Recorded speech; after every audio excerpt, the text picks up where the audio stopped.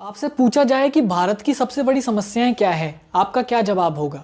बेरोजगारी, भुखमरी, करप्शन। हाँ, ये सभी भारत की बड़ी समस्याएं ज़रूर हैं, पर आप इन सभी समस्याओं के मूल में जाकर देखेंगे तो आपको देखने को मिलेगा कि इस देश के अंदर सबसे बड़ी समस्या है जाति प्रथा, क्योंकि भारत एक जाति प्रधान देश है। आज कई लोग जाति पर अपना अपना ज्ञान दे रहे हैं। कोई कहता है अंग्रेज जाति प्रथा लेकर आए, तो कोई जाति प्रथा को ही नकार डालता है। इन सब में एक बात कॉमन होती है, ये सारे मनुवादी होते हैं। तो मनुवादी व्यवस्था का एक ही जवाब है, डॉक्टर बाबा साहेब अम्बेडकर। डॉक्टर बाबा साहेब अम्बेडकर जाति प्रथा के बारे में कहते हैं कि यदि हिंदू समाज के लोग पृथ्वी के अंदर अन्य क्षेत्रों में भी जाते हैं तो भारतीय जात पात की समस्या दुनिया की समस्या हो जाएगी। ऐसा तो हमें आज देखने को भी मिल रहा है। आज भारत ही नहीं बल्कि दुनिया के कई देशों में जहां हिंदू समाज है वहां जाति प्रथा मौजूद है, क्योंकि जाति कभी जाति नहीं है। बाबा साहब यहाँ तक लिखते हैं कि जब तक भारत में जाति प्रथा मौजूद है तब तक हिंदुओं में अंतरजातीय शादी और बाहर के लोगों से शायद ही मेलजोल हो सकेगा।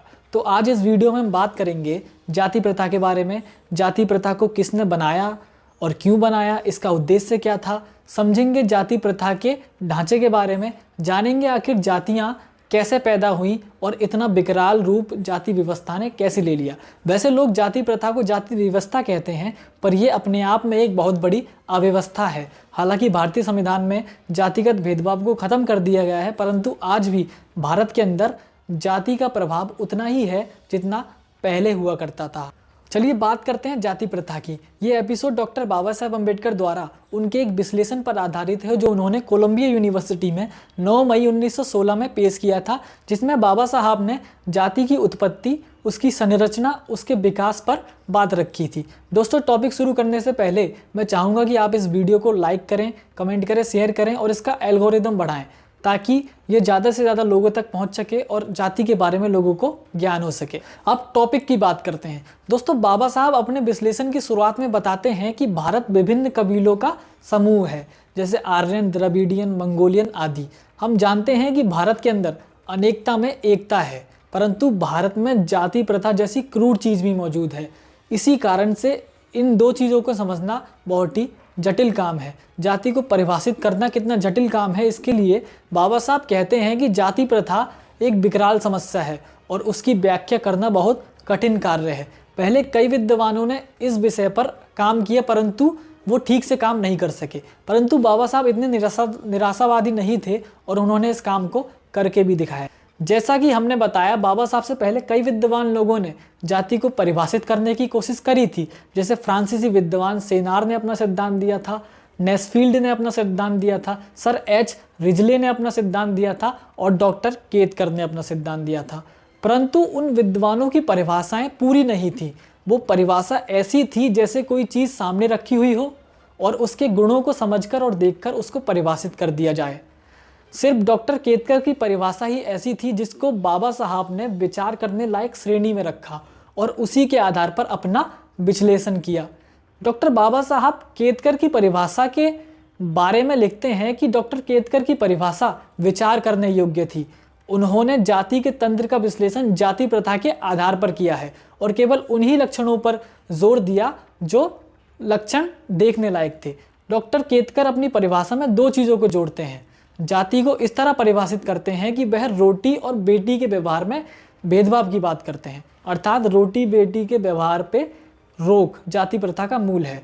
इस परिभाषा को बाबा साहब नकारते नहीं हैं, परंतु इसमें मौजूद दो चीज़ों को अलग अलग नहीं मानते, दोनों को एक ही बताते हैं। अर्थात बाबा साहब जाति को परिभाषित करते हुए बताते हैं कि जाति का मूल कारण है अंतर जातीय विवाह का निषेध, मतलब जाति से बाहर शादी ना करना ही जाति प्रथा का मूल है, जिसे अंग्रेजी में एंडोगेमी कहा जाता है। मतलब जाति का मूल एंडोगेमी या सजातीयता है, अर्थात जाति के अंदर शादी करना। हमारे पास जाति प्रथा की परिभाषा तो आ चुकी है, हमें ये तो पता है कि जाति का मूल क्या है। अब हमारे सामने सवाल आता है कि जाति के अंदर ही क्यों शादियाँ की जाती है, ताकि हम ये पता लगा सकें कि कैसे जातियाँ पैदा हुई और जातियों का विकास किसने और कैसे किया। इस चीज़ को समझने के लिए पहले हमें गोत्र को समझना ज़रूरी है। भारत के हिंदू समाज में वही गोत्र व्यवस्था मौजूद है, अर्थात गोत्र के बाहर शादी करने की प्रथा, जो कि कबीलों में पाई जाती रही है। और हिंदू समाज में आमतौर पर कबीले तो नहीं रहे हैं, परंतु व्यवस्था आज भी मौजूद है और कठोरता से इसका पालन किया जाता है, क्योंकि ये मूल व्यवस्था है। अगर हमें जाति को समझना है तो पहले इस बात को समझना होगा कि बहिगोत्र जाति प्रथा का कारक है। बहिगोत्र या यूं कहो एक्सोगेमी, एक्सोगेमी अर्थात गोत्र से बाहर शादी करना, एक ही बातें हैं। हमने हिंदुओं में ये देखा है कि जाति में शादी करने से ज़्यादा ज़रूरी है कि गोत्र के बाहर शादी करी जाए। बाबा साहब बताते हैं कि भारत में एंडोगेमी बाद में आई, अर्थात जाति के अंदर शादी करने की प्रथा से पहले गोत्र के बाहर शादी करने की प्रथा पहले से थी, जो आज भी चली आ रही है। लेकिन सजातीयता को बाद में अपनाना शुरू किया गया, मतलब पहले गोत्र के बाहर शादी करने की प्रथा हुआ करती थी और जाति के अंदर शादी करने की प्रथा बाद में आकर के मिलती है। इस बात को समझने के लिए उदाहरण को देखिए। मान लीजिए एक समुदाय खुद को जाति बनाना चाहता है और वह इस तलाश में है कि क्या तरीका अपनाया जाए। यदि वह ग्रुप अंतर जातीय शादी शुरू कर दे तो देखा जाता है कि जाति बन ही नहीं पाएगी, क्योंकि जाति बनाने के लिए सजातीयता को अपनाना पड़ेगा। कुल मिलाकर इन बातों का अर्थ यह है कि यदि हमें कोई जाति बनानी है तो उसमें गोत्र कारक के रूप में कार्य करता है, अर्थात गोत्र के कारण जाति बनाना सरल हो जाता है। मतलब क्योंकि वही गोत्र विवाह का पालन करना अनिवार्य है, क्योंकि हम जानते हैं गोत्र के बाहर शादी करना सबसे ज़्यादा ज़रूरी माना जाता है। ऐसे में जाति बनानी है तो गोत्र मददगार साबित होता है, क्योंकि बिना गोत्र के यदि जाति बनाई जाएगी तो आपस में शादी करनी पड़ेगी। ऐसे में वही गोत्रता नहीं बन सकेगी, जो कि अनिवार्य है। ऐसे में गोत्र के बाहर सम्मिश्रण करके सजातीयता को अपनाया जाए तो जाति बन सकती है और इसमें गोत्र सहायक साबित होता है। ये वाला पार्ट थोड़ा सा आप लोगों के लिए मुश्किल हो सकता है, तो अगर आपको एक बार में समझ में नहीं आया है तो एक बार पूरा इसको फिर से देख लीजिए। यहाँ तक हमने देखा कि जाति की परिभाषा क्या है और जाति का कारक क्या है। अब एक ग्रुप जो जाति बन गया है, उसकी जाति बनाए रखने के लिए क्या क्या चीज़ ज़रूरी हैं, अब हम इसको समझने की कोशिश करते हैं। किसी भी सजातीय ग्रुप में उस ग्रुप को बरकरार रखने के लिए स्त्री और पुरुष के अनुपात में समानता होनी चाहिए, अर्थात एक पुरुष पर एक स्त्री। ध्यान रहे, एक पुरुष पर एक स्त्री, ना कि एक स्त्री पर एक पुरुष। चूँकि सारे नियम और कानून पुरुषों द्वारा बनाए गए हैं, इसलिए एक पुरुष पर एक स्त्री कह रहा हूँ। यदि जाति बनाए रखनी है तो एक पुरुष पर एक स्त्री बरकरार रखना ज़रूरी है, वरना जाति खत्म होने का खतरा रहता है। इस चीज़ को समझने के लिए इस एग्जाम्पल को देखिए। मान लीजिए एक जाति में अगर 100 लोग हैं तो उसमें 50 पुरुष और 50 औरत होना ज़रूरी है, तभी जाति बरकरार रहेगी। यदि महिलाएं 60 और पुरुष 40 हो गए तो यह अनुपात बिगड़ जाएगा और जाति खत्म हो सकती है।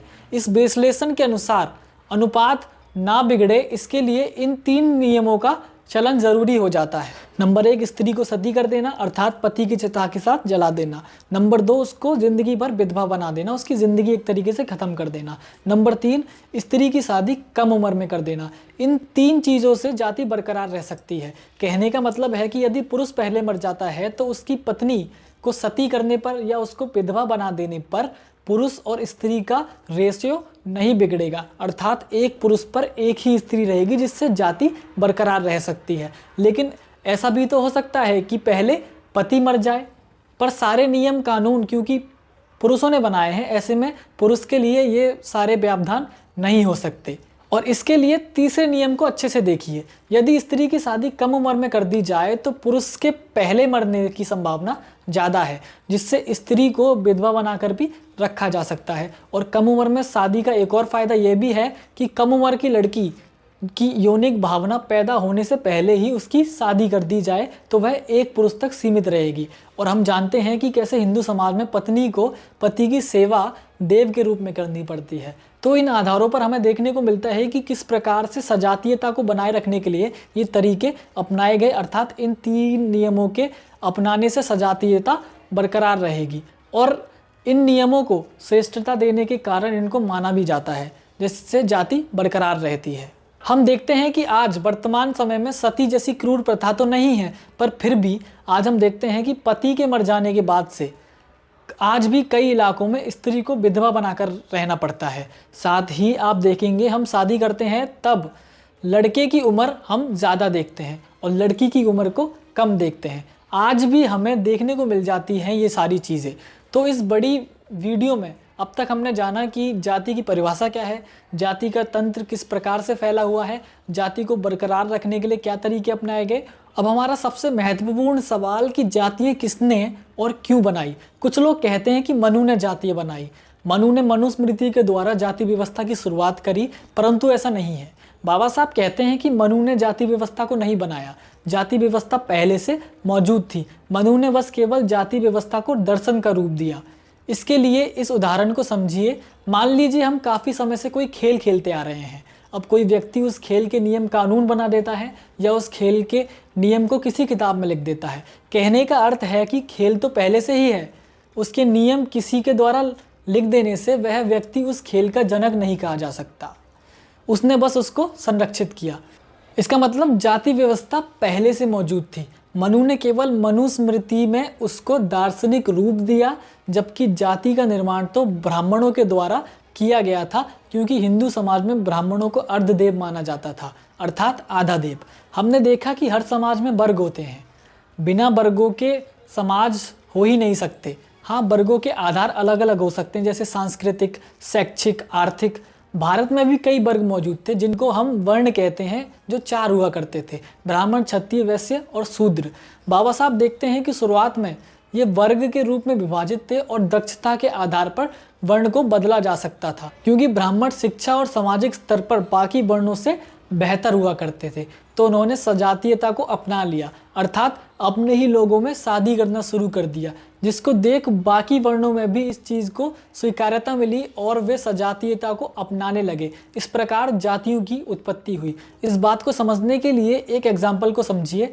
आप एक ग्रुप का हिस्सा हैं, उसमें से कुछ लोग शैक्षिक स्तर पर उच्च हैं, वे अपना एक अलग वर्ग बना लेते हैं और बाकी लोग उसको फॉलो करने लग जाते हैं। यहाँ हम समझ सकते हैं कि किस प्रकार से जो शैक्षिक और सामाजिक स्तर पर बेहतर वर्ग है उसने खुद को अलग कर लिया और सजातीयता को अपना लिया, जिससे बाकी समूहों ने भी यही करना शुरू कर दिया और इसी आधार पर जातियाँ बनती गईं।